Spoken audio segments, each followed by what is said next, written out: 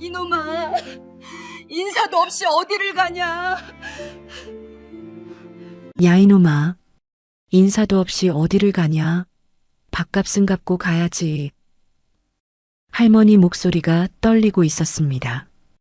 호통이었지만 그 안에는 깊은 슬픔이 배어 있었어요. 할머니는 품에 안고 있던 보따리를 준호의 가슴팍에 퍽 소리가 나도록 던졌습니다. 할머니의 삶 전체가 담긴 것처럼 무거웠어요. 도망을 가려면 배라도 채우고 가야지. 이 미련한 놈아. 이거나 가져가서 라면이라도 사 먹어. 복순 할머니가 손에 쥐어준 것은 오래된 10,000원짜리 지폐 한 장이었어요. 그 돈은 사고로 잃은 할머니 아들의 마지막 점심값이었습니다. 할머니의 외침엔 깊은 슬픔이 배어 있었어요. 밥값 떼먹고 도망치는 고시생에게 욕설과 함께 10,000원짜리 지폐를 쥐어준 할머니. 두 사람의 지독하고도 아름다운 인연, 과연 이 눈물겨운 밥값의 끝은 어디였을까요? 이야기 시작 전 구독과 좋아요 눌러주시고 어디서 듣고 계신지 댓글로 알려주세요. 계신 그곳에 행복이 깃들길 바라겠습니다. 오늘의 이야기 시작합니다. 23년 전 이 이야기의 씨앗이 처음 심어지던 그 겨울로 거슬러 올라가 볼게요. 찬바람이 뼛속까지 스미던 어느 겨울밤이었습니다. 고시원 월세를 내고 남은 전 재산이라곤 고작 3,000원. 22살 청년 한준호는 그 초라한 지폐 3장을 손바닥 위에 올린 채 허름한 백반집 앞 메뉴판을 하염없이 바라보고 있었어요. 시래기국 정식 5,000원, 제육볶음 정식 6,000원. 어떤 메뉴를 골라도 준호의 손바닥 위 돈으로는 턱없이 모자랐습니다. 그런데도 준호의 발걸음은 좀처럼 떨어지질 않았어요. 식당 안에서 새어나오는 고소한 들기름 냄새가 며칠째 물로만 채워온 텅 빈 위장을 너무도 아프게 자극했기 때문이었죠. 준호의 고향에는 병환으로 누워 계신 노모가 계셨습니다. 준호가 먼지 자욱한 막노동판에서 온몸이 부서져라 번 돈은 고스란히 고향집 어머니의 약값이 되어 떠나갔고 정작 준호 본인은 며칠째 수돗물로 배를 채우며 낡은 법정과 씨름하는 처절한 나날을 보내고 있었죠. 오직 오늘 흘린 땀방울만이 어머니의 숨통을 하루 더 붙들어 놓을 수 있는 유일한 길이었기에 공사장 막노동으로 고단한 하루를 통째로 바쳐 어머니의 약값과 맞바꾸고 남은 돈. 준호에게는 눈물겨운 마지막 생명줄 3,000원이었어요. 바로 조금 전이었습니다. 준호는 고향의 어머니에게 공중전화를 걸었었죠. 어머니, 저 밥 잘 먹고 있어요. 걱정 마시고 약 잘 드세요. 새빨간 거짓말이었어요. 사흘째 라면 한 봉지도 못 먹은 채 물로만 버티고 있으면서 준호는 전화기 너머로 억지 웃음을 지어 보였습니다. 어머니가 걱정하실까봐, 아픈 몸으로 잠 못 이루실까봐. 준호는 차라리 자신이 굶는 게 나았거든요. 전화를 끊고 난 뒤 준호는 한참을 그 자리에 서 있었어요. 코끝을 스치는 시래기국 냄새가 어머니의 손맛처럼 느껴져서 발걸음이 도무지 떨어지질 않더라고요. 바로 그때였습니다. 이놈아, 삐걱 하는 소리와 함께 식당 문이 거칠게 열렸어요. 문틈 사이로 매캐한 연탄불 연기가 뿜어져 나왔고 그 연기를 헤치며 할머니 한 분이 성큼 걸어 나오셨습니다. 앞치마에 국물 자국이 얼룩덜룩한 할머니였어요. 손등은 가뭄든 논바닥처럼 터 있었고 허리는 세월의 무게에 눌려 구부정했어요. 하지만 그 눈빛만큼은 서리발처럼 매서웠죠. 할머니는 추위에 파랗게 질린 준호의 얼굴과 그의 손바닥 위에 놓인 초라한 지폐 3장을 번갈아 보더니 대뜸 불호령을 내렸습니다. 이놈아, 거기 서서 찬바람 다 처먹으면 배가 부르냐? 재수없게 길 막지 말고 당장 들어와서 밥이나 처먹어. 준호가 뭐라 대꾸할 틈도 없었어요. 준호의 대답 따위는 안중에도 없다는 듯 그의 낡은 점퍼 소매자락을 낚아채 식당 안으로 끌어들였습니다. 할머니 저는 돈이 부족해서요. 준호가 머뭇거리며 말끝을 흐렸어요. 손바닥 위에 3,000원을 내밀어 보이려는데 할머니가 탁 소리 나게 시래기국을 테이블 위에 내려놓았습니다. 누가 돈 달래? 남아서 버리는 거니까 입 닥치고 먹어. 할머니는 그 말을 내뱉고는 휙 돌아앉아 버렸어요. 마치 준호 따위는 신경도 쓰지 않는다는 듯이요. 하지만 준호는 보았습니다. 할머니가 돌아앉으며 슬쩍 훔친 눈가의 물기를요. 피 한 방울 섞이지 않은 생판남이었습니다. 그런데 그날 준호가 삼킨 뜨거운 국물 한 수저에는 세상 그 어떤 천륜보다 깊은 인심이 녹아 있더군요. 조금 전 고향 어머니에게 밥 잘 먹고 있다며 아픈 거짓말을 하고 전화를 끊은 준호에게 할머니가 건넨 그 국물 한 그릇은 단순히 배를 채우는 음식이 아니었어요. 그것은 진짜 어머니의 마음 그 자체였습니다. 준호는 뜨거운 국물을 목구멍으로 넘기며 할머니의 굽은 등에서 고향 어머니의 얼굴을 보았어요. 눈물이 왈칵 쏟아질 것 같았지만 꾹 참았습니다. 할머니의 그 마음을 지켜드리고 싶었거든요. 그날의 국물 한 그릇이 맺어준 인연은 어느덧 3년이라는 세월을 켜켜이 쌓아갔습니다. 그렇게 두 사람의 지독하고도 아름다운 인연이 시작되었어요. 새벽 4시, 매캐한 연탄불 연기와 톡 쏘는 고소한 들기름 냄새가 섞여들 무렵이면 할머니는 어김없이 갈라진 손등에 통증쯤은 잊은 채 무거운 무쇠가마솥 뚜껑을 열어젖히며 하루를 열었습니다. 쿵! 가마솥 뚜껑이 열리는 묵직한 소리가 고요한 새벽 공기를 갈랐어요. 솥 안에서 피어오르는 뽀얀 김이 할머니의 주름진 얼굴을 감싸 안았고 복순 할머니는 습관처럼 나직한 콧노래를 흥얼거리기 시작했습니다. 박자도 가사도 없는 그저 음음하고 이어지는 할머니만의 노래였어요. 그 소리가 새벽 어스름 속에 퍼져나갈 때쯤 식당 문이 소리 없이 열렸습니다. 소매가 해지고 솜이 삐져나온 낡은 점퍼 차림의 청년 준호였어요. 준호는 문을 열 때마다 삐걱거리는 소리가 날까봐 발걸음을 한껏 죽였습니다. 장사 준비를 해놓으시고는 꾸벅꾸벅 졸고 계시는 할머니의 고단한 쪽잠을 깨울까 봐서였죠. 준호는 문틈에 낀 작은 돌멩이 하나까지 치워가며 소리 없이 문을 닫았어요. 그것이 준호가 할머니께 드리는 말 없는 인사였습니다. 재수없게 또 왔냐? 할머니가 돌아보지도 않은 채 소리쳤어요. 그러고는 바닥에 거친 소금을 뿌려댔습니다. 다른 사람이 보았다면 쫓아내는 줄 알았을 거예요. 하지만 준호는 알고 있었습니다. 신발 끝에 닿는 소금의 까슬한 촉감이 준호의 눅눅한 불운을 씻어내는 할머니만의 정화의식이라는 것을요. 준호가 자리에 앉자마자 탁 소리와 함께 녹그릇이 테이블 위에 내려앉았어요. 그릇 안에서는 하얀 김이 모락모락 피어올랐고 구수한 시래기 냄새가 준호의 코끝을 간지렸습니다. 준호는 숟가락을 들기 전 습관처럼 테이블 아래를 살폈어요. 역시나 한쪽 다리가 삐딱하게 흔들리고 있더군요. 준호는 주머니에서 빳빳하게 접은 종이를 꺼내 그 다리 밑에 끼워 넣었습니다. 덜컹거림이 멎자 준호는 그제야 숟가락을 들었어요. 그것이 준호가 할머니께 전하는 또 하나의 말 없는 감사였습니다. 숟가락을 밥 속 깊숙이 찔러 넣었을 때였어요. 하얀 밥알 사이로 두툼한 제육볶음 조각이 모습을 드러냈습니다. 그 아래엔 노릇노릇하게 익은 계란 후라이까지 숨어 있더라고요. 준호의 목을대가 크게 움직였어요. 울컥 하고 무언가가 치밀어 올랐지만 준호는 꾹 삼켰습니다.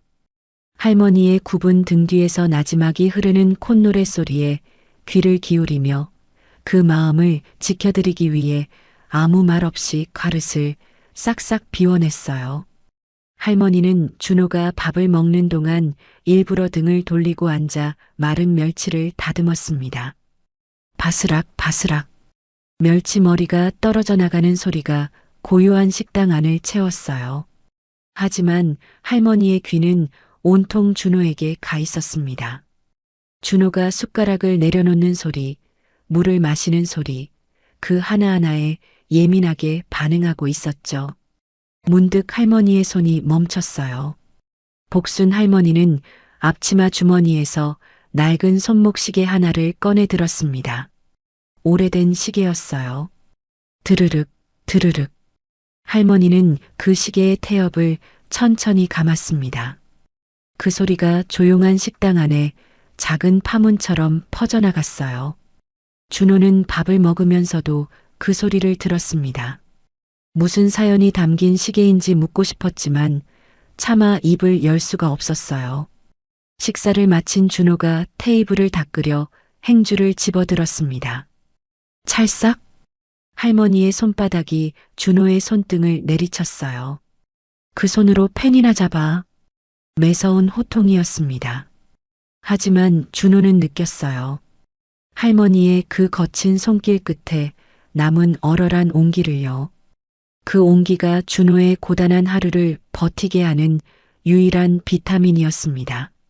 식당 문을 나서는 준호의 품에는 항상 검은 비닐봉지 하나가 들려 있었어요. 할머니가 남아서 버리는 거니 가져가서 처먹으라며 억지로 쥐어준 봉지였죠. 찌개 냄새가 밴 그 봉지 안에는 갓 구워내 아직 온기가 가득한 계란 2알이 들어 있었습니다.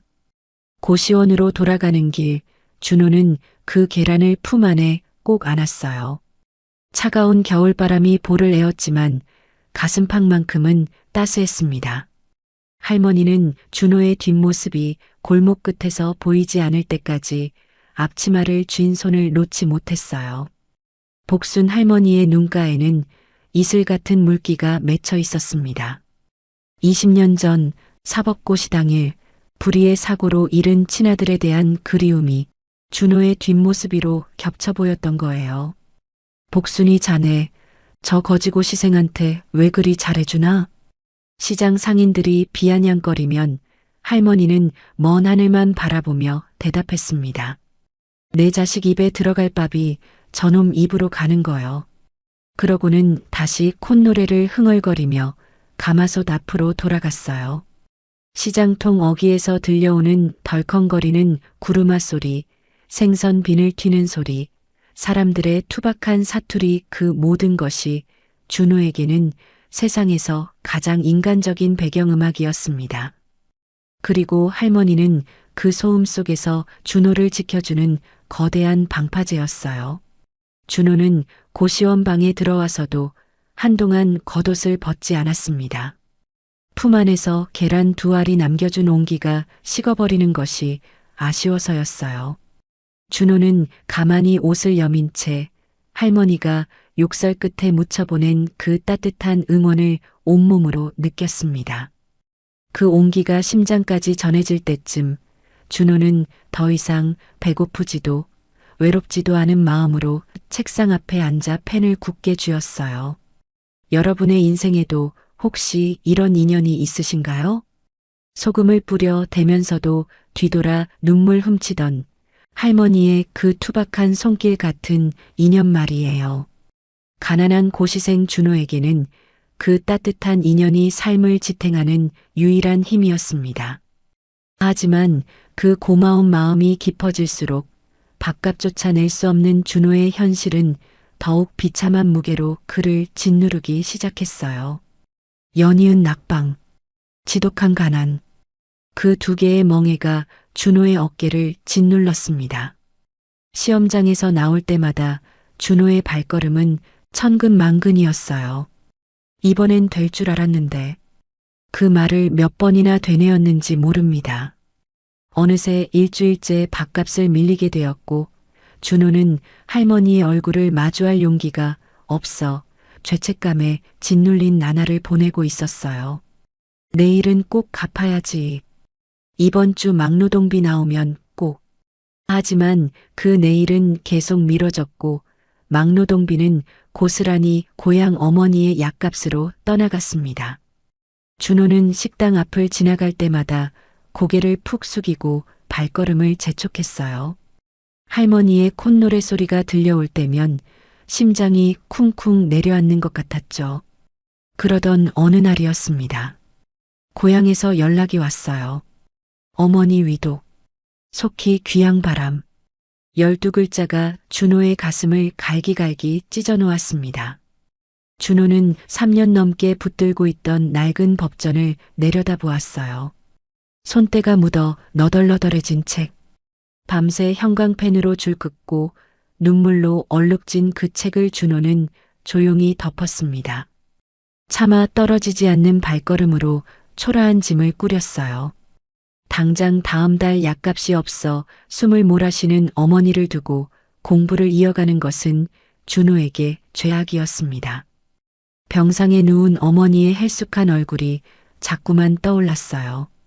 준호야, 너 밥은 먹고 다니냐? 전화할 때마다 물으시던 어머니의 떨리는 목소리가 귓가에 맴돌았습니다. 준호는 자신의 꿈을 장례 지내듯 텅 빈 가방의 지퍼를 닫았어요. 지퍼가 잠기는 소리가 유독 크게 들렸습니다. 마치 꿈에 관 뚜껑이 닫히는 소리 같았어요. 할머니께 인사라도 드려야 하나. 준호는 한참을 망설였습니다. 하지만 밀린 밥값도 갚지 못한 채 떠나는 자신이 너무도 부끄러웠어요. 할머니의 얼굴을 마주하면 차마 발걸음이 떨어지지 않을 것 같았습니다. 결국 준호는 인사는커녕 식당 앞조차 피해 돌아가기로 했어요. 새벽 안개가 자욱하게 깔린 시장 골목. 준호는 짐 가방을 질질 끌며 기차역을 향해 걸었습니다.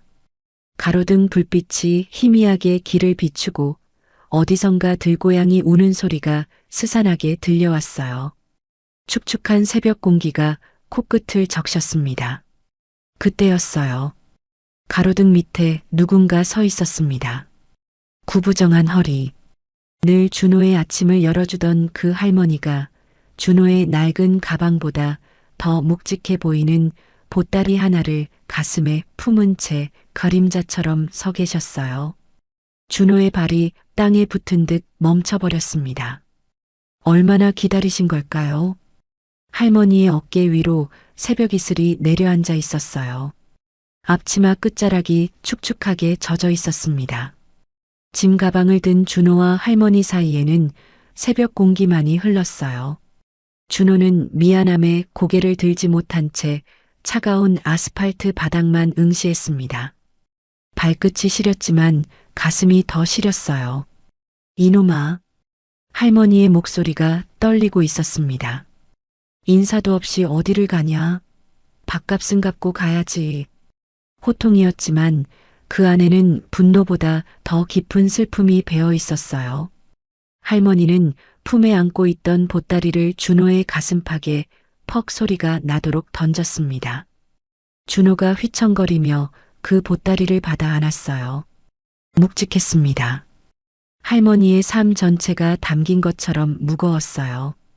복순 할머니가 준호의 손을 잡아 끌어당겼습니다. 손바닥 위로 무언가가 억지로 쥐어졌어요.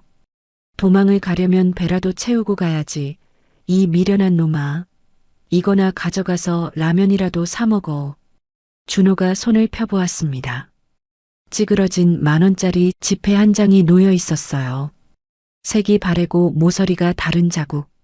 수십 년 동안 누군가의 손때가 묻어있는 낡은 지폐였습니다. 할머니의 외침엔 분노보다 더 깊은 슬픔이 배어 있었어요. 준호는 떨리는 손으로 보따리를 풀었습니다.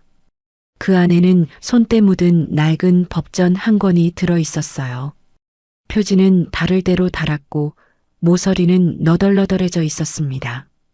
중간중간 형광펜으로 그은 줄이 빗발해 있었고 누군가의 손글씨가 여백을 빼곡히 채우고 있었어요.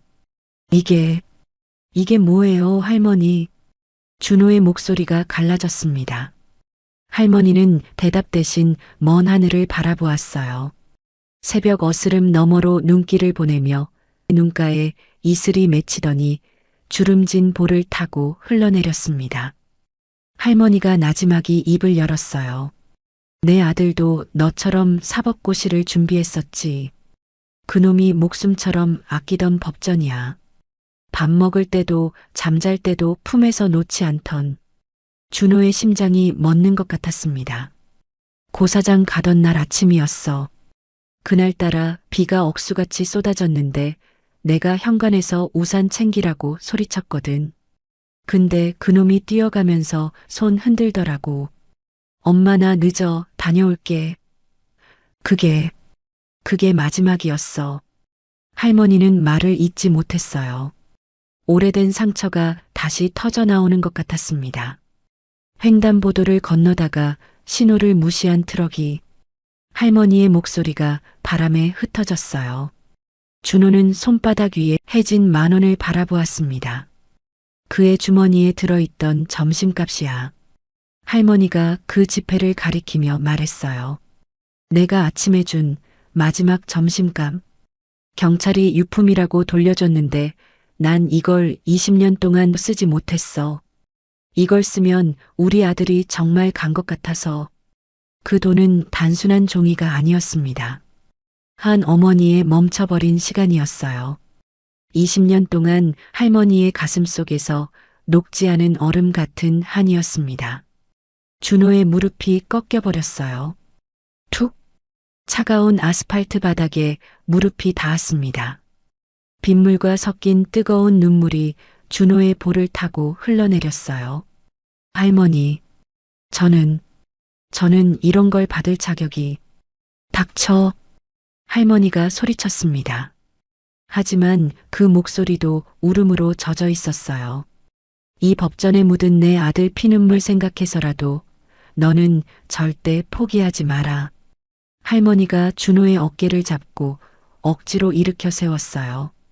뼈마디가 앙상한 손이었지만 그 힘은 놀라울 만큼 단단했습니다. 준호는 낡은 법전을 가슴에 꽉 껴안은 채 비바람 속에서 오열했어요. 할머니의 아들이 밤새 줄 긋고 메모했을 그 페이지들이 준호의 심장을 뜨겁게 데웠습니다. 할머니는 도망치려던 준호를 꾸짖는 대신 비에 젖은 그의 해진 점퍼 단추를 하나하나 다시 채워주었어요. 첫 번째 단추, 두 번째 단추. 갈라지고 거친 손끝이 준호의 가슴팍에 닿을 때마다 준호는 친어머니의 손길을 느꼈습니다. 세상으로부터 버림받은 고시생의 부서진 자존감을 할머니만의 투박한 손길이 단단하게 묶어주고 있었어요. 됐다. 이제 가거라. 할머니가 고개를 돌렸습니다. 더 이상 눈물을 보이고 싶지 않은 거였어요. 어머니한테 가서 효도하고 그리고 꼭 붙어라. 내 아들 대신 꼭 붙어야 한다. 준호는 그 자리에서 한참을 움직이지 못했습니다. 할머니의 굽은 등이 새벽 안개 속으로 멀어져 갈 때까지 준호는 그 뒷모습을 눈에 새겼어요. 가난은 사람을 비겁하게 만들기도 합니다. 밥값도 못 갚고 도망치려 했던 자신이 얼마나 부끄러웠는지 몰라요. 하지만 그 비겁함마저 품어주는 누군가의 옮기는 사람을 다시 살게 만들더군요. 준호에게 그날의 빗줄기는 차가운 매가 아니었습니다. 세상에서 가장 따뜻한 어머니의 마음이었어요. 할머니가 던져준 법전과 마지막 쌈짓돈을 받은 준호는 차마 발걸음이 떨어지지 않았어요. 기차역으로 향하던 준호의 발이 멈춘 건 골목을 빠져나가기 직전이었습니다. 품 안의 법전이 심장 위에서 묵직하게 눌렸어요. 할머니 아들의 손때가 묻은 그 책이 마치 가지 마라 붙잡는 것 같았습니다. 준호는 한참을 그 자리에 서 있었어요. 이 법전과의 싸움을 끝내기 전까진 죽어도 못 간다. 준호는 이를 악물었습니다. 그리고 돌아섰어요. 기차역이 아닌 고시원을 향해서요. 준호는 고시원의 짐을 다시 풀었습니다. 할머니 몰래 숨죽여 공부에 매달리기 시작했어요. 낮에는 막노동을 하고 밤에는 법전을 펼쳤습니다. 할머니가 건넨 찌그러진 10,000원은 쓰지 않았어요. 그 돈을 책상 앞벽에 테이프로 붙여두고 눈이 감길 때마다 그것을 바라보며 정신을 다잡았습니다. 그렇게 며칠이 흘렀어요. 평화롭던 시장 골목 위로 어느덧 노을이 길게 들이울 무렵이었습니다. 시장 어귀에서 낯선 소리가 들려왔어요. 차가운 에어컨 바람보다 더 시린 검은 양복 사내들의 구둣발 소리가 불길하게 울려 퍼졌습니다. 뚜벅뚜벅 번쩍이는 구두굽이 시장 바닥을 찍어대는 소리였어요. 그 소리가 울릴 때마다 상인들의 얼굴이 하얗게 질려갔습니다. 재개발의 광풍이 몰아친 거였어요. 할머니의 식당 유리창에 붉은 철거 딱지가 붙었습니다. 빗물에 젖어 흘러내리는 붉은 글씨, 철거 예정. 그 네 글자가 할머니의 30년 세월을 단칼에 베어버리려 하고 있었어요. 야, 이 늙은이. 좋게 말할 때 나가. 악덕 개발업자 강 사장의 고함이 시장통을 뒤흔들었습니다. 번쩍이는 구두가 할머니의 신성한 주방 바닥을 짓밟았어요. 이태리 양복에서 풍기는 싸구려, 명품 향수 냄새가 된장 냄새 가득한 식당 안을 오염시켰습니다. 네가 뭔데 여기서 행패야. 복순 할머니가 국자를 들고 맞섰어요. 하지만 강 사장은 코웃음만 쳤습니다. 뭐, 행패? 이게 합법적인 개발이야, 할망구. 강 사장이 손짓하자 검은 양복의 용역들이 우르르 밀려들었어요. 상인들은 겁에 질려 고개를 숙였습니다. 누구 하나 나서는 사람이 없었어요. 쨍그랑 가마솥이 뒤집혔습니다. 할머니가 새벽부터 정성껏 끓인 시래기국이 시장 바닥에 쏟아졌어요. 뜨거운 국물이 할머니의 발등을 적셨지만 할머니의 눈은 국물이 아닌 다른 곳을 향해 있었습니다. 할머니가 바닥에 주저앉았어요. 쏟아진 시래기국을 맨손으로 퍼담기 시작했습니다. 뜨거운 줄도 몰랐어요. 손바닥이 벌겋게 익어가는데도 할머니는 멈추지 않았습니다. 이게 내 자식 목숨줄이여, 이게 내 자식이라고. 할머니에게 그 국물은 그냥 음식이 아니었어요. 20년 전 떠나보낸 아들의 빈자리를, 준호를 비롯한 가난한 사람들을 먹이며 채워온 삶의 이유였습니다. 바로 그때였어요. 할머니, 고시원에서 시장이 난리 났다는 소리를 들은 준호가 미친 듯이 달려왔습니다. 아수라장이 된 식당을 본 순간 준호의 심장이 무너져 내렸어요. 할머니, 정신 좀 차려보세요. 대체 이게 다 뭐예요? 준호가 할머니 앞에 무릎을 꿇었습니다. 바닥에 쏟아진 시래기국이 준호의 무릎을 적셨어요. 어서 일어나세요.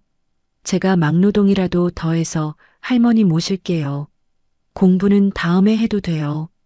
준호가 절규하며 용역들을 가로막았어요. 하지만 돌아오는 것은 차가운 비웃음뿐이었습니다. 뭐야, 이놈은? 강 사장이 준호를 위아래로 훑어보았어요. 아, 거지 고시생이구만. 강 사장이 박장대소를 터뜨렸습니다. 용역들도 따라 웃었어요. 야야, 형님들. 이 늙은이가 밥 퍼주던 거지 새끼래. 하하. 발길질이 날아왔어요. 준호가 시장 바닥에 나뒹굴었습니다. 입술이 터져 피가 흘렀지만 준호는 일어나려 했어요. 다시 할머니 앞을 막아서려 했습니다. 그 순간이었어요. 할머니가 벌떡 일어났습니다. 이놈아. 할머니가 준호의 멱살을 잡아 일으켜 세웠어요. 준호는 영문도 모른 채 할머니를 바라보았습니다. 짝! 메마른 손바닥이 준호의 뺨을 후려쳤어요. 시장의 모든 소음이 멈췄습니다. 용역들의 비웃음도 상인들의 수군거림도 전부 사라졌어요. 오직 할머니의 손바닥과 준호의 뺨이 부딪힌 그 소리만이 시장 골목 끝까지 울려 퍼졌습니다. 준호의 눈에서 뜨거운 눈물이 쏟아졌어요. 뺨이 얼얼하게 달아올랐습니다. 하지만 그보다 더 아픈 건 가슴이었어요. 할머니, 내 아들 인생 2번 죽일 놈아. 할머니가 이를 악물고 소리쳤습니다. 내 놈이 여기서 이러면 죽은 내 아들 꿈은 누가 살려내냐? 할머니의 눈에서도 눈물이 흘러내리고 있었어요. 하지만 할머니는 그 눈물을 닦지 않았습니다. 준호의 멱살을 잡은 손에 더욱 힘을 주었어요. 공부는 다음에 해도 된다고? 이 미련한 놈아. 다음은 없어. 지금 아니면 영영 없는 거야. 할머니가 준호를 식당 밖으로 밀쳤습니다. 준호가 비틀거리며 뒷걸음질 쳤어요. 할머니는 엉망이 된 서랍을 뒤졌습니다. 그리고 보자기 하나를 꺼내 준호에게 억지로 안겼어요. 보자기 안에서 딱딱한 무언가가 만져졌습니다. 이것도 가져가라. 할머니가 보자기 안에 무언가를 슬쩍 밀어 넣었어요. 준호가 보자기를 열어보니 손목시계 하나가 들어 있었습니다. 아들의 유품이었어요. 할머니가 20년간 품에 안고 태엽을 감아온 그 시계. 이 시계 바늘이 다시 돌아가게 되는 날, 그때 다시 와라. 할머니의 목소리가 떨리고 있었습니다. 그전엔 이 근처에도 오지 마라. 할머니가 준호를 기차역 쪽으로 밀쳤어요. 사정없이 밀어냈습니다. 준호가 뒤를 돌아보려 하자 할머니가 식당 문을 쾅 닫아버렸어요. 덜컹 녹슨 자물쇠 잠기는 소리가 들렸습니다. 준호는 닫힌 문 앞에 한참을 서 있었어요. 문 안쪽에서 희미한 소리가 새어나왔습니다. 흐느끼는 소리였어요. 할머니가 불 꺼진 식당 안에서 벽에 기대어 숨죽여 오열하고 있었습니다. 준호는 그제야 깨달았어요. 조금 전 자신의 뺨을 후려친 할머니의 손바닥이 준호보다 더 심하게 떨리고 있었다는 것을요. 그 뺨 한 대는 준호를 쫓아내기 위한 매가 아니었습니다. 준호를 살리기 위한 할머니만의 가장 아픈 사랑이었어요. 준호는 주먹을 꽉 쥐었습니다. 손톱이 손바닥에 파고들어 피가 났지만 아프지 않았어요. 때로는 가장 아픈 이별이 가장 위대한 시작이 되기도 합니다.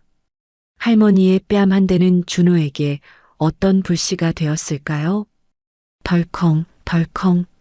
기차가 흔들릴 때마다 준호의 등줄기로 차가운 진동이 타고 흘렀어요. 텅 빈 객차 구석에 몸을 웅크린 준호는 창밖을 바라볼 수가 없었습니다. 눈을 감아도 할머니의 얼굴이 떠올랐거든요. 자신의 뺨을 후려치던 그 손바닥, 그리고 그 손바닥보다 더 심하게 떨리던 할머니의 눈가, 보따리 사이로 익숙한 냄새가 코끝을 스쳤어요. 마른 멸치 냄새였습니다. 할머니가 새벽마다 다듬던 그 멸치 냄새가 보따리 천에 배어 있었어요. 그 냄새가 준호의 폐부를 찔렀습니다. 숨을 쉴 때마다 할머니의 식당이 떠올랐어요. 소금 뿌리던 손, 욕하면서도 밥그릇 밑에 계란 숨겨두던 손, 그 투박한 손길이 준호의 가슴을 쥐어짰습니다. 준호는 떨리는 손으로 보따리를 풀었어요. 할머니가 안겨준 낡은 법전을 조심스레 꺼냈습니다. 표지를 쓰다듬는데 손끝에 할머니 아들의 온기가 전해지는 것 같았어요. 오래전 이 책을 안고 고사장으로 달려가던 청년의 두근거림이 느껴지는 듯 했습니다. 준호가 조심스레 법전을 펼쳤어요. 바로 그 순간이었습니다. 스르륵. 종이 사이에서 무언가가 흘러내렸어요. 빳빳하게 펴진 10,000원짜리 지폐 한 장이 준호의 무릎 위에 떨어졌습니다.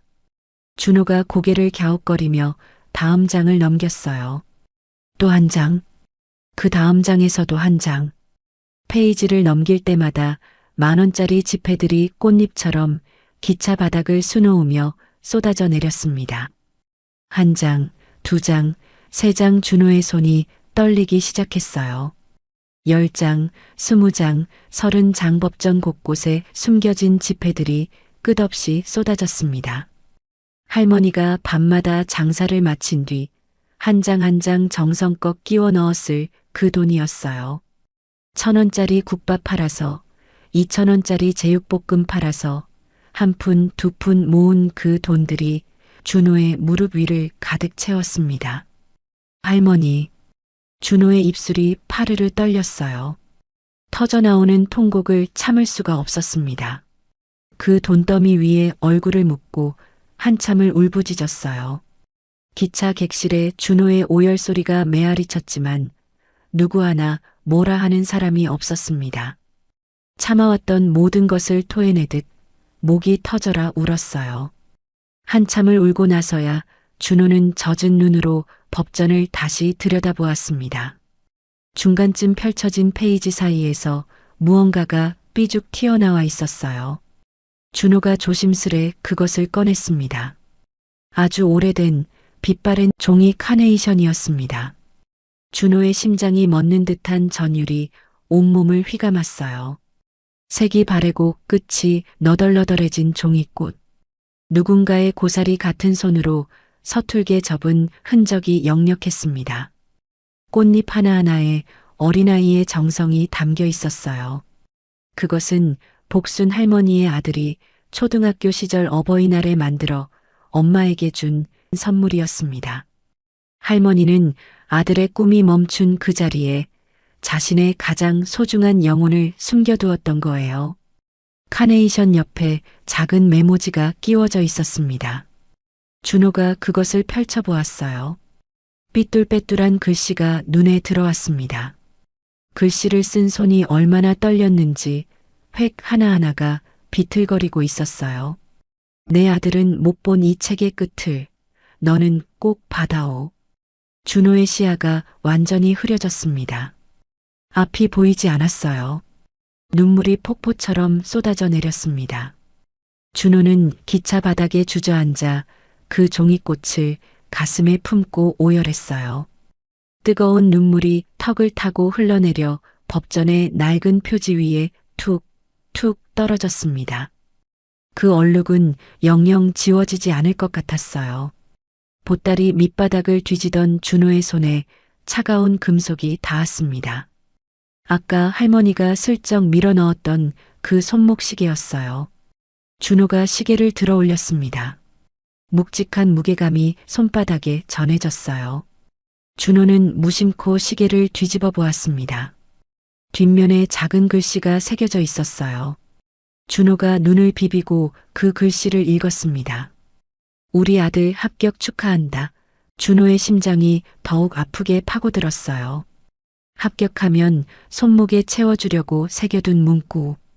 하지만 그 시계는 주인에게 끝내 닿지 못한 채 20년을 잠들어 있었습니다. 할머니의 눈물겨운 염원이 이 작은 시계 안에 갇혀 있었던 거예요. 준호는 떨리는 손으로 시계의 태엽을 감았습니다. 드르륵, 드르륵. 멈춰있던 초침이 움직이기 시작했어요. 째깍, 째깍. 그 소리가 텅 빈 기차 안에 작은 파문처럼 퍼져나갔습니다. 마치 할머니의 못다한 기도가 준호의 귓가에 울려 퍼지는 것 같았어요. 살아다오, 제발 살아다오라고 20년간 속삭여온 그 기도가. 준호는 그 시계를 손목에 찼습니다.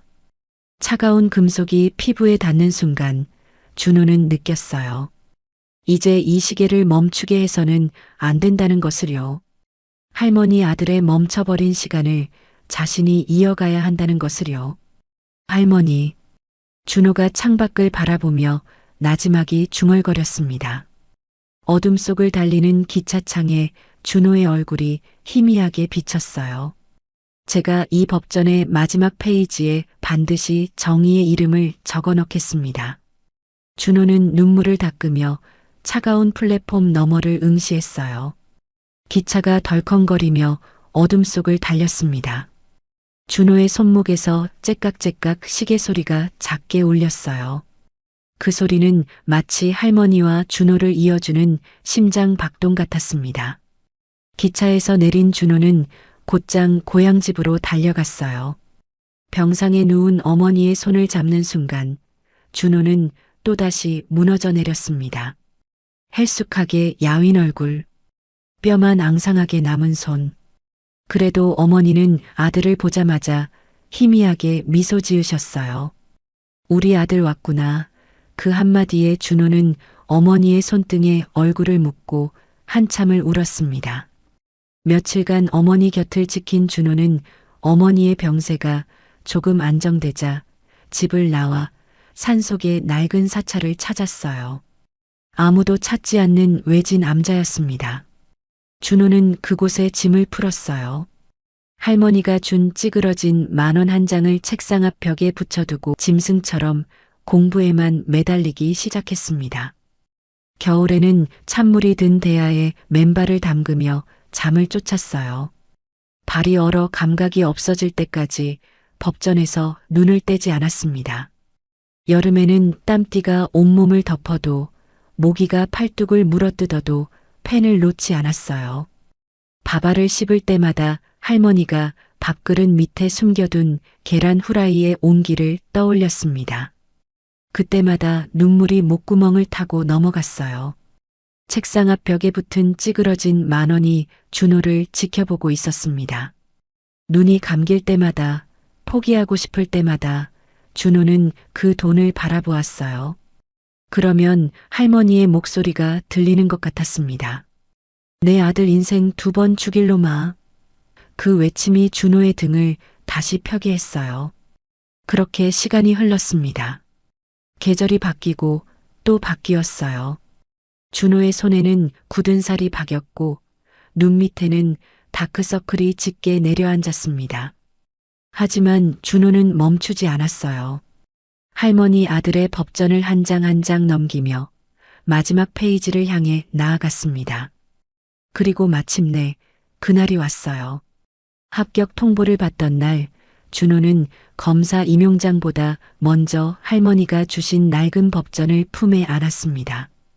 그리고 미친 듯이 달렸어요. 시장통을 향해서요. 고소한 들기름 냄새를 향해서요. 하지만 준호를 반긴 것은 할머니의 환한 얼굴이 아니었습니다. 차갑게 녹슨 자물쇠와 폐업이라 적힌 낡은 종이만이 바람에 펄럭이고 있었어요. 유리창은 먼지로 뒤덮여 있었고 안쪽은 텅 비어 있었습니다. 할머니, 저 왔어요. 저 합격했다고요. 준호의 외침이 텅 빈 가게 앞에 메아리 쳤어요. 대답은 없었습니다. 아무리 불러도 돌아오는 것은 정막뿐이었어요. 준호는 녹슨 문 앞에 주저앉아 한참을 울었습니다. 이렇게 기쁜 소식을 전하러 왔는데 할머니는 어디로 가신 걸까요? 설상가상으로 그의 겨울, 아들의 성공만을 기다리던 고향의 어머니마저 세상을 떠나셨어요. 준호의 손을 꼭 잡고 우리 아들 자랑스럽다 한마디 남기시고 미소 속에 눈을 감으셨습니다. 상복을 입은 채 홀로 남겨진 준호는 빈소를 지키며 생각했어요. 이제 이 세상에 자신을 새끼라 불러줄 사람이 단 한 명도 없다는 것을요. 피부치 어머니도 떠나셨고 어머니처럼 품어주셨던 할머니의 행방도 알 수 없었습니다. 사무치는 고독이 준호의 가슴을 짓눌렀어요. 그날 이후 준호에게 할머니를 찾는 일은 단순한 보은이 아니게 되었습니다. 하늘이 남겨준 마지막 천륜의 조각을 향한 처절한 추적이 되었어요. 성공하면 집만 된다며 스스로 자취를 감춘 할머니를 찾기 위해 준호는 검사 임관 후에도 휴일마다 전국 방방곡곡을 이잡듯 뒤지기 시작했습니다. 서울, 부산, 대구, 광주 전국의 시장이란 시장은 다 돌아다녔어요. 시래기국 파는 집이 있다면 어디든 달려갔습니다. 들기름 냄새를 맡으면 본능적으로 발걸음이 멈췄어요. 낡은 앞치마를 두른 노인의 뒷모습만 보아도 심장이 내려앉았습니다. 혹시 할머니가 아닐까? 그때마다 달려가 얼굴을 확인했지만 번번이 다른 사람이었어요. 그렇게 할머니를 향한 미안함은 정의를 향한 도끼로 변해갔습니다. 검찰의 공권력을 동원해도 찾을 수 없는 할머니. 그리움과 미안함이 켜켜이 쌓여 어느덧 긴 세월이 흘러 준호는 대한민국에서 손꼽히는 부장검사가 되어 있었습니다. 하지만 매일 아침 가장 먼저 하는 일은 낡은 시계의 태엽을 감는 것이었어요. 드르륵, 드르륵. 그 소리를 들으며 하루를 시작하는 습관은 20년 동안 단 하루도 거르지 않았습니다. 준호의 책상 위에는 코팅된 10,000원짜리 한 장이 놓여 있었어요. 찌그러지고 빛바랜 그 지폐.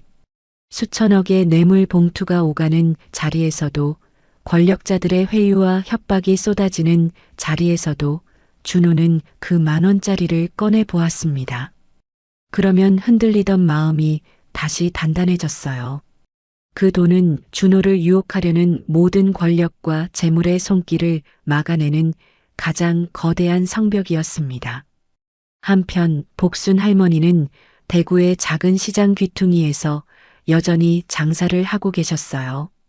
예전보다 더 초라해진 노점이었지만 가난한 이들에게 3,000원짜리 시래기국을 내어주는 욕쟁이 노점상 할머니로 늙어가고 계셨습니다. 허리는 더 굽었고 손등의 갈라짐은 더 깊어졌지만 그 눈빛만큼은 여전했어요.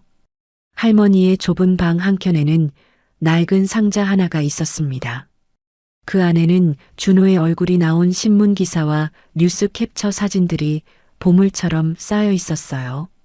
텔레비전에 준호가 나올 때마다 할머니는 거친 손으로 화면을 쓰다듬었습니다. 내 새끼 많이 컸네, 그 한마디를 중얼거리며 소리 없는 축복을 보냈어요.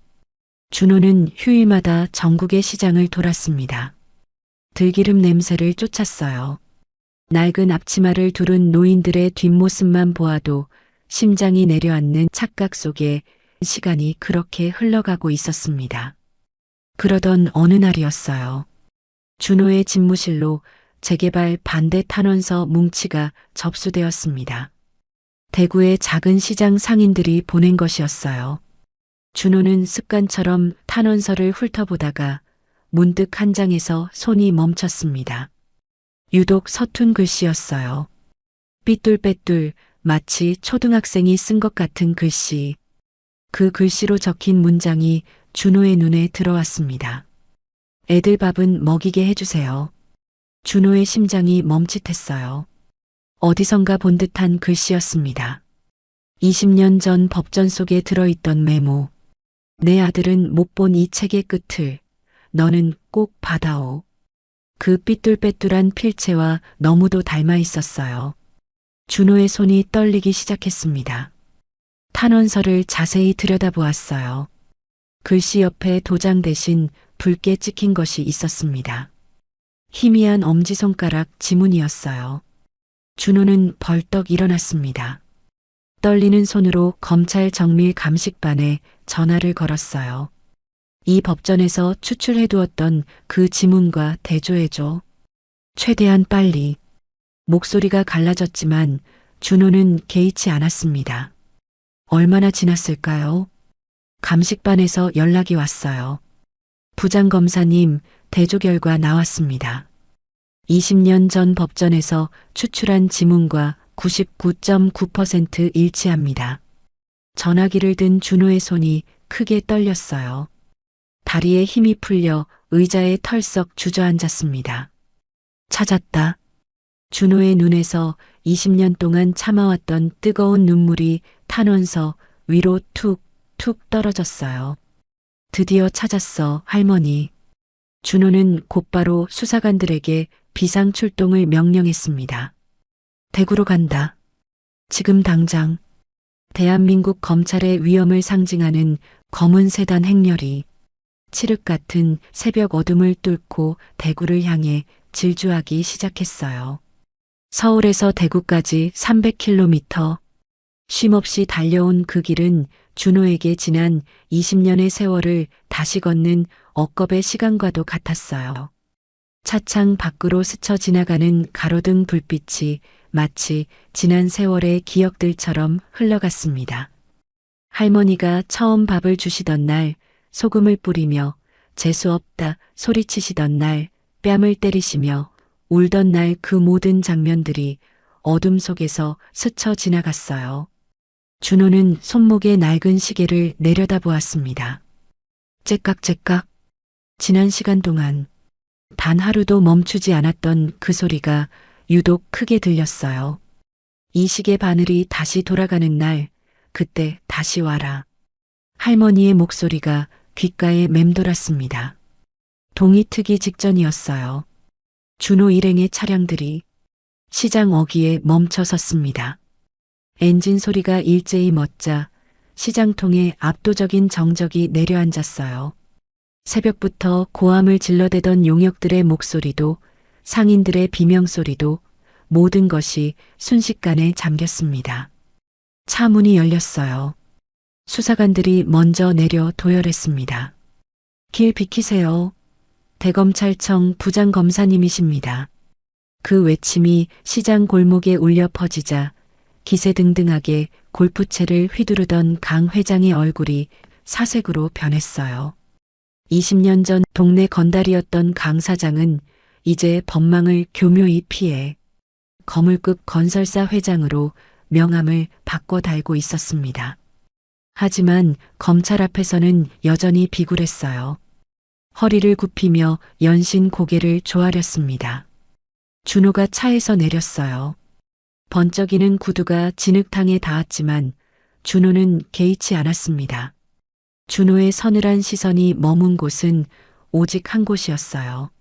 시장 한가운데 뒤집힌 가마솥 앞에 쓰러진 노인이 보였습니다. 할머니였어요. 복순 할머니가 용역들의 구둣발에 뒤집힌 솥을 맨손으로 붙잡고 계셨어요. 우리 애들 밥은 먹여야 한다고 이것만은 안 돼.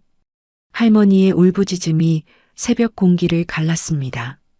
갈라진 손등에서 피가 흘러 차가운 시장 바닥을 붉게 적시고 있었어요. 시래기국이 진흙탕에 섞여 오물처럼 흘러내리고 있었습니다. 할머니가 평생을 바쳐 끓여온 그 국물이 준호의 주먹이 꽉 쥐어졌어요. 손톱이 손바닥에 파고들었지만 아프지 않았습니다. 분노가 온몸을 휘감았어요. 하지만 준호는 그 분노를 삼켰습니다. 지금 해야 할 일이 있었어요. 강 회장이 아무것도 모른 채 준호에게 다가왔습니다. 명함을 내밀며 능글맞게 웃었어요. 아이고, 검사님, 여긴 무슨 일로 이런 누추한 곳까지 오셨습니까? 새벽부터 고생이 많으시네요. 제가 아침이라도 대접해 드릴까요? 준호는 그 명함을 거들떠보지도 않았어요. 마치 강 회장이 투명인간이라도 되는 것처럼 준호는 그를 지나쳐 곧장 할머니에게로 걸어갔습니다. 번쩍이는 구두가 진흙탕에 푹푹 빠졌지만 준호는 멈추지 않았어요. 할머니 앞에 선 준호는 티 한 점 없던 양복이 진흙탕에 젖는 것도 잊은 채 그 자리에 무릎을 꿇었습니다. 차가운 시장 바닥에 양복 바지가 닿았어요. 하지만 그런 건 아무래도 상관없었습니다. 할머니가 준호의 손을 감싸쥐었어요. 두 손으로 감싸쥐었어요. 그 손은 20년 전보다 더 야위어 있었고 갈라짐은 더 깊어져 있었습니다. 하지만 그 손에서 나는 냄새는 여전했어요. 고소한 들기름 냄새, 구수한 된장 냄새, 20년 동안 그리워했던 그 냄새. 할머니, 준호의 목소리가 갈라졌어요. 저 왔습니다. 20년 전 그 못난 고시생이요.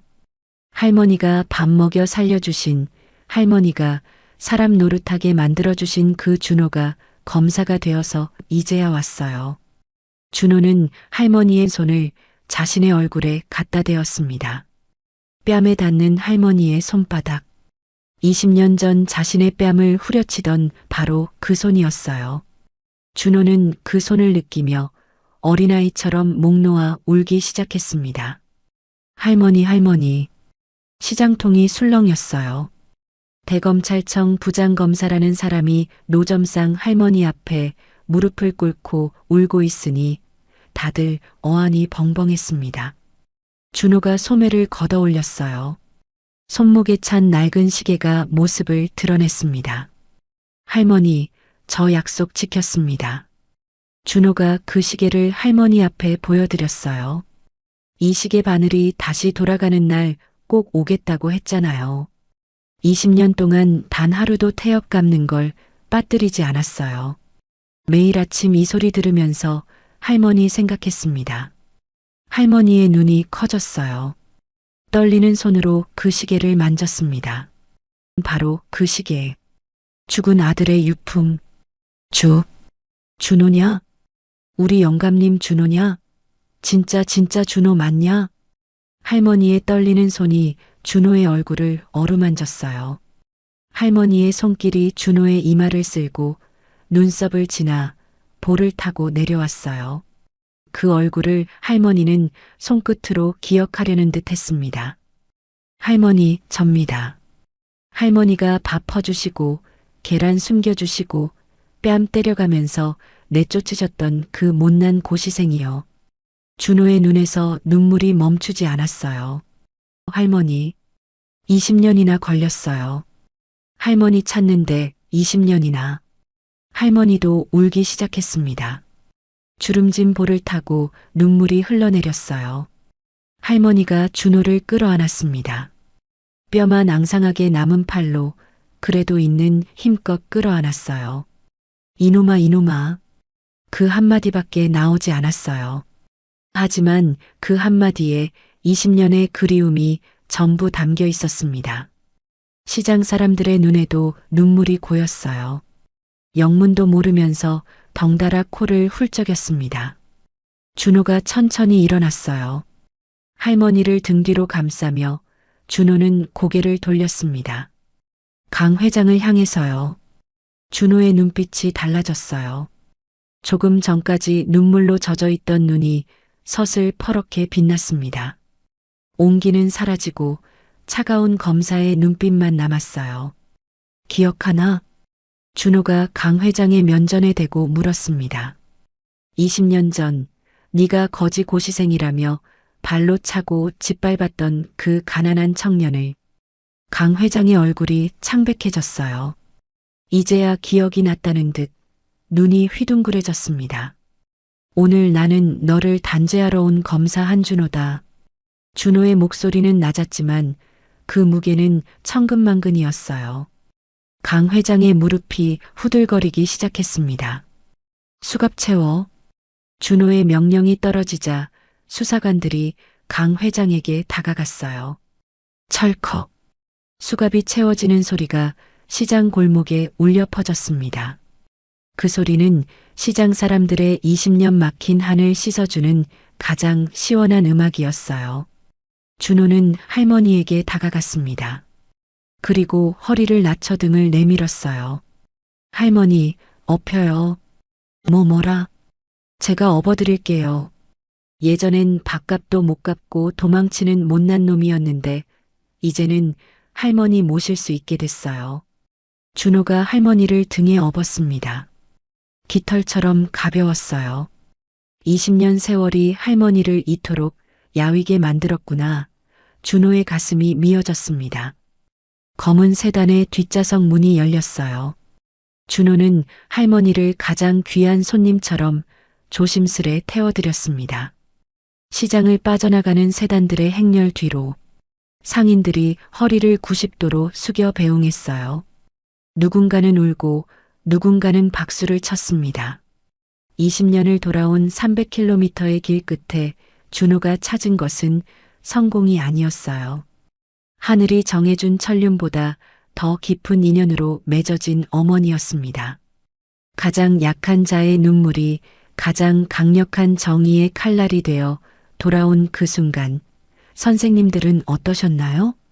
최고의 VIP 병실이었어요. 하얀 시트가 깔린 침대, 창밖으로 보이는 탁 트인 풍경, 은은하게 퍼지는 꽃향기. 평생 시장 바닥에서 무쇠속과 씨름하며 살아온 할머니에게는 너무도 낯선 공간이었습니다. 복순 할머니는 침대에 누운 채 두리번거렸어요. 나 같은 늙은이한테 이런 데가 웬 말이냐며 연신 손사래를 치셨지만 준호는 웃기만 했습니다. 할머니, 이제 제가 모실 거예요. 편하게 계세요. 준호는 대야에 따뜻한 물을 받아왔어요. 그리고 할머니의 침상 아래 무릎을 꿇었습니다. 권력의 칼날 대신 따뜻한 수건을 든 손으로 준호는 할머니의 발을 조심스레 들어 물에 담갔어요. 할머니의 발이었습니다.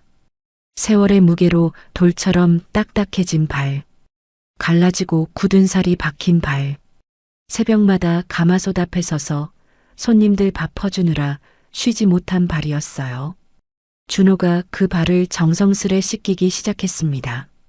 발가락 사이사이 갈라진 뒤꿈치, 굳은 살 하나하나를 어루만지듯 닦아냈어요. 따뜻한 물이 할머니의 발을 감싸 안았고 준호의 눈에서는 말없이 눈물이 흘러내렸습니다. 이놈아, 웬 짓이냐? 어서 일어나라. 할머니가 펄쩍 뛰며 말리려 했지만 준호는 고개를 저었어요. 할머니, 20년 전에 저를 홀로 두고 떠나셨잖아요. 그때 제가 얼마나 할머니를 찾아다녔는지 아세요? 준호의 목소리가 떨렸습니다. 합격하고 제일 먼저 달려갔는데 할머니는 안 계시더라고요.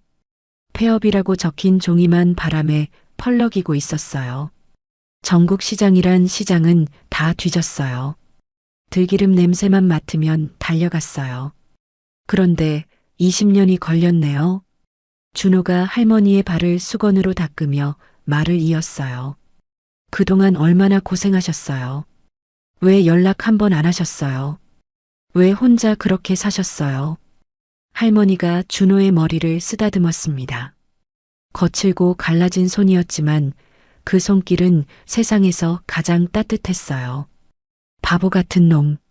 내가 연락하면 네가 공부를 하겠냐? 날 챙기겠냐? 짐 되기 싫었어. 짐이라뇨. 할머니가 없었으면 저는 사람도 못 됐어요. 검사는커녕 굶어 죽었을 거예요. 준호가 할머니의 손을 꼭 잡았습니다. 이제 제가 할머니 아들 할게요. 아니, 진작의 아들이었어요. 피 한 방울 안 섞였어도 저한텐 할머니가 어머니예요. 할머니의 눈에서 눈물이 흘러내렸어요. 말없이 준호의 손을 꽉 쥐셨습니다. 굳이 말하지 않아도 알 수 있었어요. 할머니도 준호를 아들처럼 여기고 계셨다는 것을요. 며칠 뒤 준호는 할머니를 모시고 대구의 그 시장으로 돌아갔어요. 철거 위기에 놓였던 그 시장이 완전히 달라져 있었습니다. 할머니가 평생 눈물로 읽어온 그 낡은 노점 자리에 새 식당이 들어서 있었어요. 내부는 여전히 할머니의 손때가 묻은 물건들로 가득했어요. 준호가 일부러 그렇게 해달라고 부탁한 거였습니다. 식당 정면에 커다란 현판이 걸려 있었어요. 찬란하게 빛나는 금색 현판. 대검찰청 부장검사 한준호 어머니의 집. 그 글씨를 본 할머니가 그 자리에 멈춰 섰습니다. 한참을 말없이 바라보다가 복순 할머니의 어깨가 들썩이기 시작했어요. 소리 없이 울고 계셨습니다. 할머니, 이제 누구도 이곳을 함부로 못해요. 준호가 할머니의 손을 잡았습니다. 국가 차원의 나눔 실천 모범 구역으로 지정받았어요. 누구도 짓밟을 수 없는 법적 성역이 된 거예요. 이젠 마음 놓고 장사하셔도 돼요. 할머니가 고개를 저었어요. 이 바보야, 내가 장사를 하고 싶어서 그런 게 아니야. 할머니가 현판을 올려다보았습니다. 어머니라고 써놨구나. 내가 내 어머니가 맞냐? 당연하죠. 준호가 할머니를 끌어안았어요. 피보다 진한 게 정이잖아요. 할머니가 안 계셨으면 저는 없어요. 그러니까 당연히 어머니죠. 그날 밤 준호는 할머니의 무릎을 베고 누웠어요. 좁은 식당 안 희미한 불빛 아래에서요. 할머니가 준호의 머리카락을 쓰다듬으며 투박한 콧노래를 흥얼거렸습니다. 박자도 가사도 없는 20년 전 그 노래 그대로였어요. 준호는 그 콧노래를 들으며 눈을 감았습니다. 가슴 깊은 곳에 자리 잡았던 차가운 외로움이 눈 녹듯 사라지는 것을 느꼈어요. 친어머니를 떠나보낸 뒤로 줄곧 차가웠던 그 빈자리가 할머니의 콧노래로 채워지고 있었습니다. 할머니의 품 안에서 준호는 비로소 가장 사랑받는 아들로 되돌아갔어요. 그의 영혼은 20년 만에 처음으로 깊은 안식을 찾았습니다. 그 뒤로 준호는 주말마다 대구로 내려왔어요. 서슬 퍼런 검사 가운을 벗어던지고 낡은 앞치마를 두르고 할머니 곁에 섰습니다. 서툰 칼질로 팔을 썰고 어설픈 손놀림으로 상을 차렸어요. 그 모습이 우스웠는지 할머니가 픽 웃으셨습니다. 검사가 칼질도 못하냐? 그러고도 사람 잡으러 다니냐? 법전 넘기는 건 잘하는데 칼질은 아직 서툴러요. 준호가 머쓱하게 웃었어요. 할머니가 준호의 손을 잡고 칼 쥐는 법을 알려주셨습니다. 20년 전 펜 잡으라고 손등을 때리시던 그 손이 이제는 칼 쥐는 법을 가르쳐주고 있었어요. 식사 시간이 되면 할머니는 여전했습니다. 재수없게 왜 또 왔냐?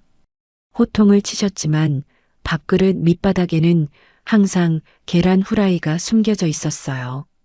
예전보다 훨씬 크고 두툼한 계란 후라이가 3개씩이나요. 준호는 그걸 발견할 때마다 옛 생각에 울컥했지만 애써 웃으며 그릇을 싹싹 비워냈습니다. 어느 날 준호는 20년 전 기차 안에서 오열하며 읽었던 그 낡은 법전을 가져왔어요.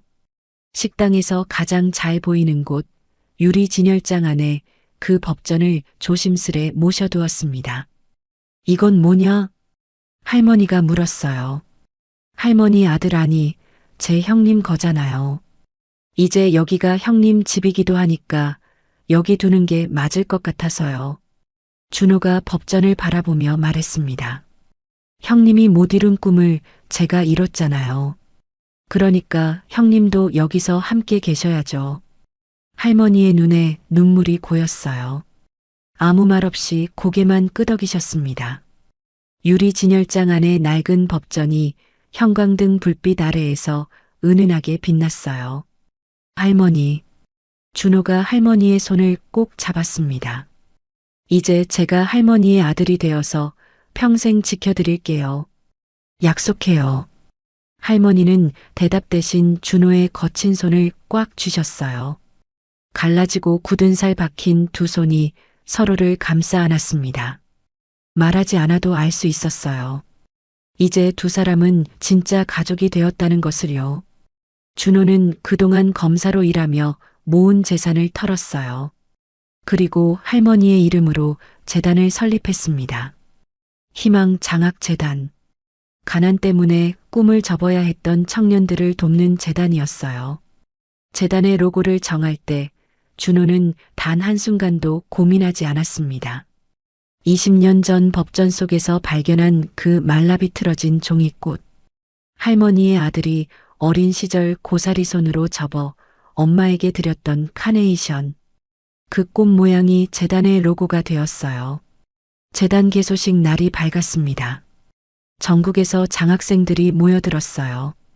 가난했지만 꿈을 포기하지 않았던 청년들, 준호처럼 막노동을 하면서 공부했던 청년들, 끼니를 굶으면서도 책을 놓지 않았던 청년들이었습니다. 그들의 눈빛이 반짝반짝 빛났어요. 준호가 단상에 올랐습니다. 양복 주머니에서 무언가를 조심스레 꺼냈어요. 20년 전 법전 속에서 발견한 그 종이 카네이션이었습니다. 색이 바래고 끝이 너덜너덜해진 꽃. 하지만 준호에게는 세상 어떤 보석보다 귀한 꽃이었어요. 준호의 손이 떨렸습니다. 마이크 앞에 서자 객석이 조용해졌어요. 장학생들의 눈이 준호에게 집중되었습니다. 이 꽃을 보여드리고 싶습니다. 종이 카네이션을 들어 올렸어요. 20년 전 저는 굶어 죽기 직전의 고시생이었습니다. 밥값도 없어서 식당 앞에서 메뉴판만 바라보고 있었어요. 그때 한 할머니가 저를 식당 안으로 끌어들이셨습니다. 재수없게 길 막지 말고 들어와서 밥이나 처먹으라고 호통을 치시면서요. 객석에서 웃음이 새어나왔어요. 그 할머니에게는 아들이 있었습니다. 저처럼 사법고시를 준비하던 청년이었어요. 그 청년이 초등학교 때 어버이날에 만든 꽃이 바로 이겁니다. 준호가 종이 카네이션을 가슴에 품었어요. 그 청년은 고사장 가던 날 교통사고로 세상을 떠났습니다. 꿈을 이루지 못한 채로요. 할머니는 이 꽃을 아들의 법전 속에 숨겨두셨어요. 그리고 그 법전을 저에게 주셨습니다. 내 아들은 못 본 이 책의 끝을 너는 꼭 받아오라는 메모와 함께요. 준호의 목소리가 갈라졌습니다. 객석 여기저기서 훌쩍이는 소리가 들렸어요. 저는 그 법전으로 공부해서 검사가 되었습니다. 할머니 아들의 꿈을 제가 대신 이룬 거예요. 그래서 오늘 이 자리에서 저는 이 꽃을 할머니께 돌려드리려 합니다. 20년 전 아드님이 드리지 못한 이 카네이션을 제가 대신 달아드리겠습니다. 준호가 단상에서 내려왔어요. 내빈석 맨 앞줄에 복순 할머니가 앉아 계셨습니다. 빳빳하게 풀먹인 한복을 입고 긴장한 표정으로 두 손을 꼭 모으고 계셨어요. 준호가 할머니 앞에 무릎을 꿇었습니다. 그리고 그 고귀한 종이꽃을 할머니의 가슴에 달아드렸어요. 말라비틀어진 꽃이었지만 할머니의 한복 위에서 세상 어떤 꽃보다 아름답게 빛났습니다. 할머니, 아드님 대신 제가 드립니다. 어머니 사랑해요. 할머니의 눈에서 눈물이 쏟아졌어요. 거친 손으로 그 꽃을 어루만지셨습니다. 20년 전 아들이 접어준 그 꽃, 아들과 함께 영영 사라진 줄 알았던 그 꽃이 다시 자신의 가슴 위에 피어 있었어요. 우리 아들. 할머니가 준호의 얼굴을 두 손으로 감싸주셨습니다. 우리 아들이 두 명이 됐구나. 하늘에 한 명, 여기에 한 명. 장학생들이 일제히 자리에서 일어났어요. 그리고 고개를 숙였습니다. 감사합니다, 할머니. 수십 명의 목소리가 하나로 모였어요. 할머니가 깜짝 놀라 두리번거렸습니다. 이게 다 뭐냐? 할머니, 이 친구들 모두 할머니 같은 분들 덕분에 꿈을 이어갈 수 있는 아이들이에요. 할머니가 저를 살려주신 것처럼 이 아이들도 누군가의 따뜻한 밥 한 끼로 여기까지 온 거예요. 준호가 할머니의 손을 잡았습니다. 할머니가 자리에서 일어나셨어요. 구부정한 허리로 장학생들에게 다가가셨습니다. 그리고 한 명 한 명 손을 잡아주셨어요. 배고프면 언제든 밥 먹으러 오너라. 알았지? 20년 전 준호에게 주었던 바로 그 말이었습니다. 장학생들의 눈에 눈물이 고였어요. 할머니의 거친 손을 꼭 잡은 채 고개를 끄덕였습니다. 개소식을 마친 뒤 준호는 할머니를 모시고 어느 곳을 찾았어요. 할머니 아들의 추모비였습니다. 작은 묘비 앞에 국화꽃이 놓여 있었어요. 준호가 묘비 앞에 무릎을 꿇었습니다. 손목에 낡은 시계를 풀어 묘비 앞에 가지런히 놓았어요. 형님, 준호가 나지막이 입을 열었습니다. 처음 뵙겠습니다. 형님이라고 불러도 될까요? 바람이 불었어요. 묘비 앞에 국화꽃이 살랑살랑 흔들렸습니다. 마치 대답이라도 하듯이요. 형님, 저 약속 지켰습니다. 이 시계 20년 동안 단 하루도 멈추게 하지 않았어요. 매일 아침 태엽 감으면서 형님 생각했습니다. 준호가 시계를 들어 묘비 앞에 비추었어요. 이제 제가 형님 목까지 어머니를 지키는 든든한 아들이 될게요. 형님은 편히 쉬세요.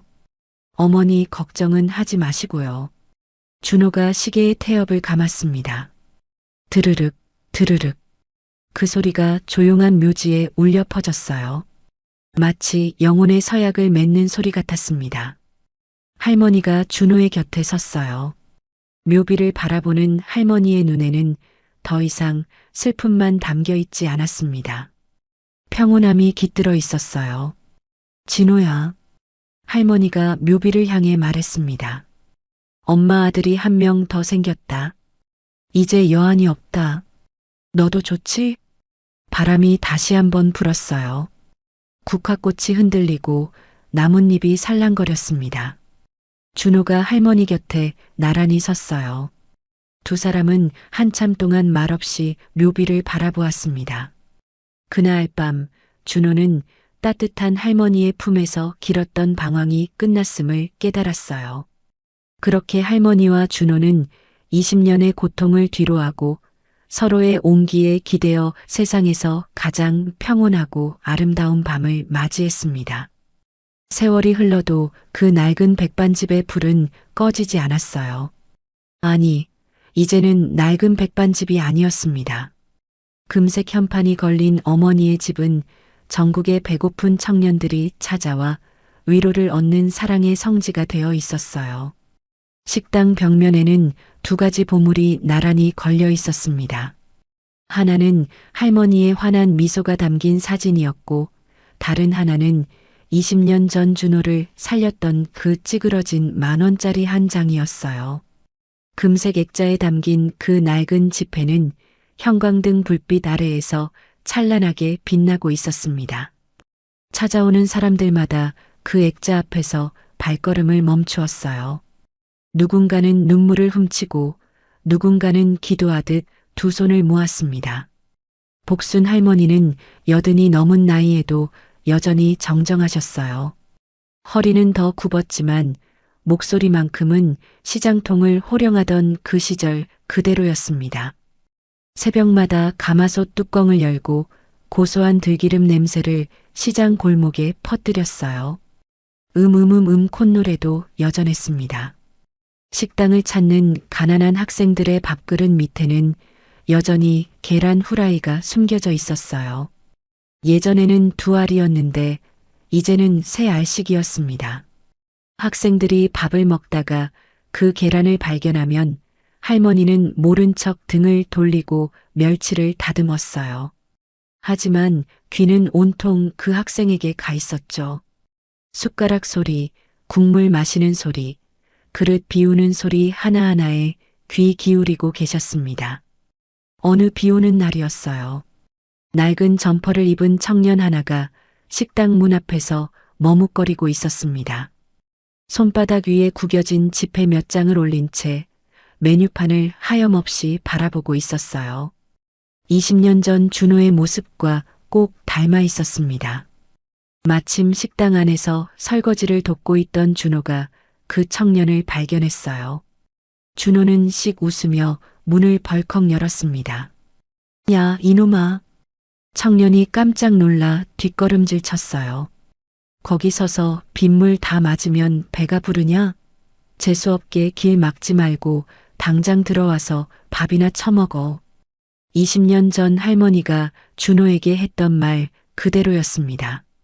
청년이 어리둥절한 표정으로 끌려 들어왔어요. 찰싹? 할머니의 손바닥이 준호의 등짝을 후려쳤습니다. 이놈아, 검사면다냐? 손님한테 반말이야?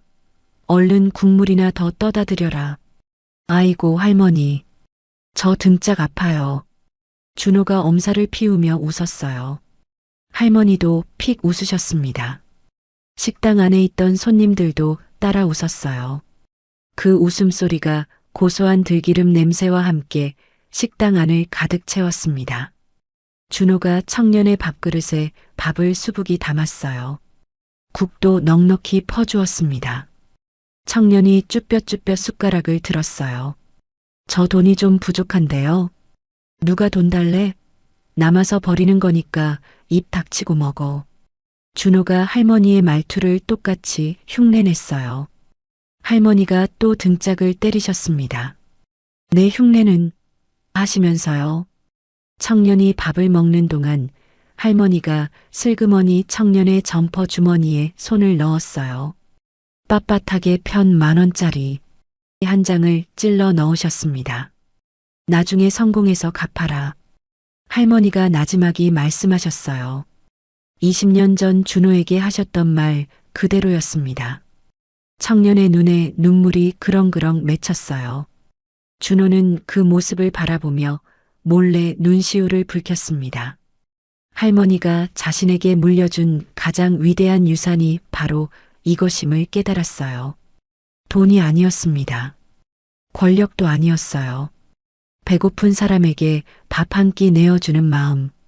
아무것도 바라지 않고 베푸는 따뜻한 손길. 그것이 할머니가 준호에게 물려준 유산이었습니다. 이제 시장 상인들도 할머니를 우리 시장의 큰어머니라고 불렀어요.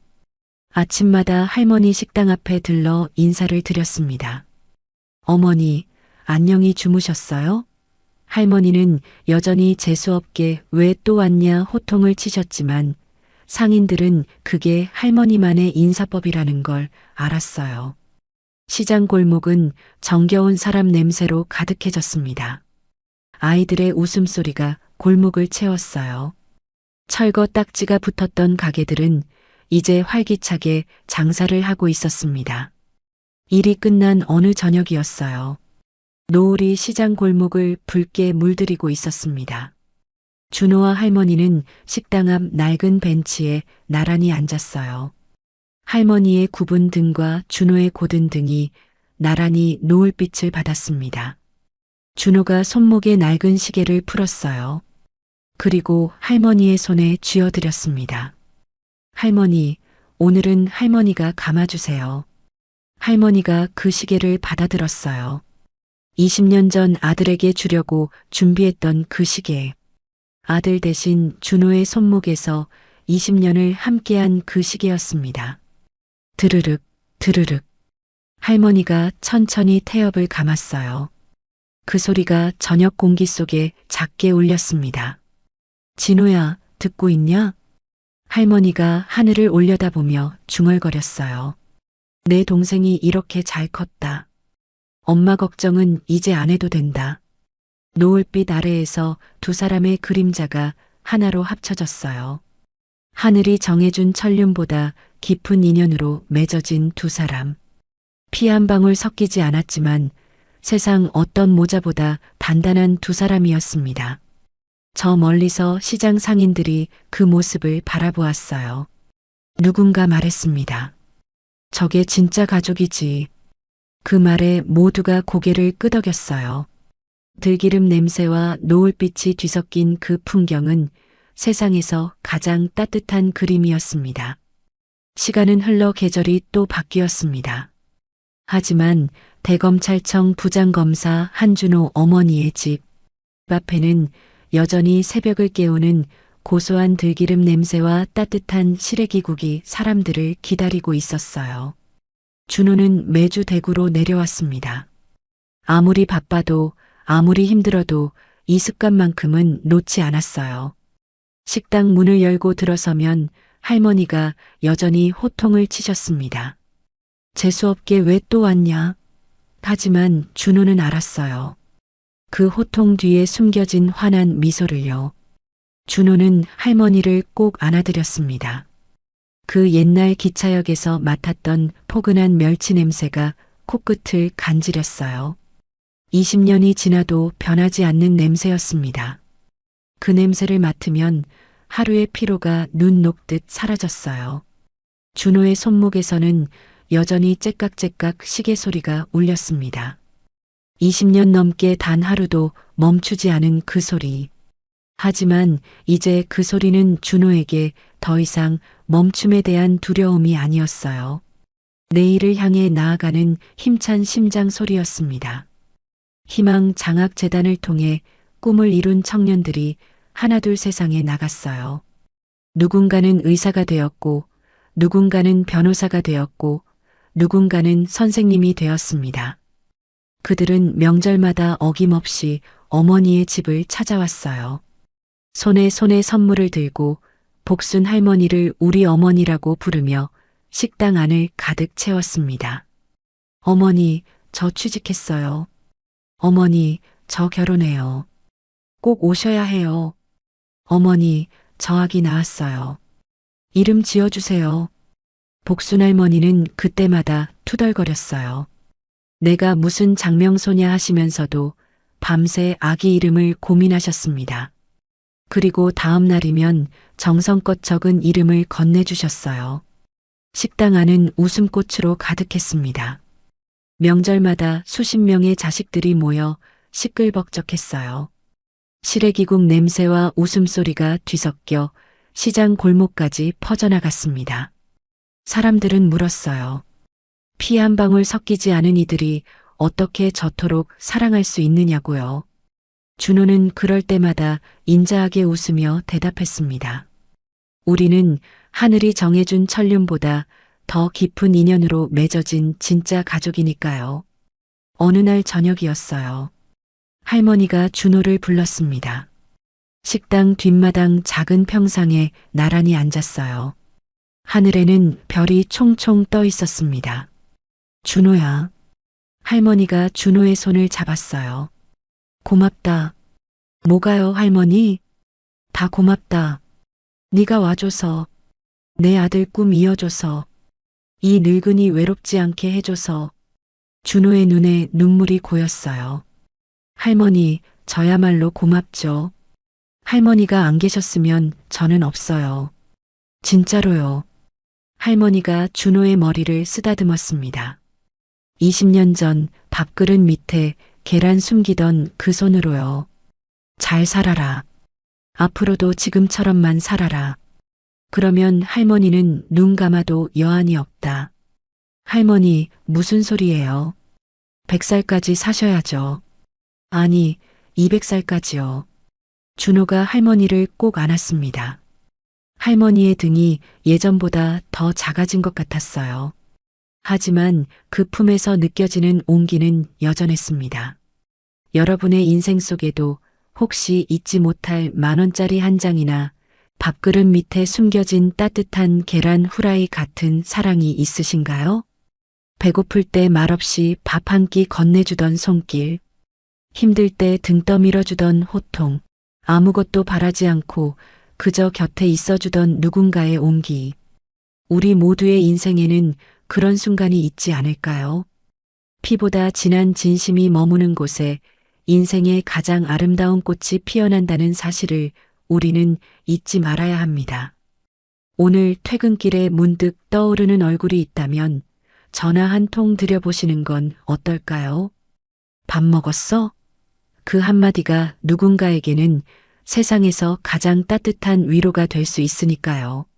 선생님들의 오늘이 누군가에게는 기적이 되길 소망하며 달빛 아래 사연 한 줌 여기서 인사드립니다.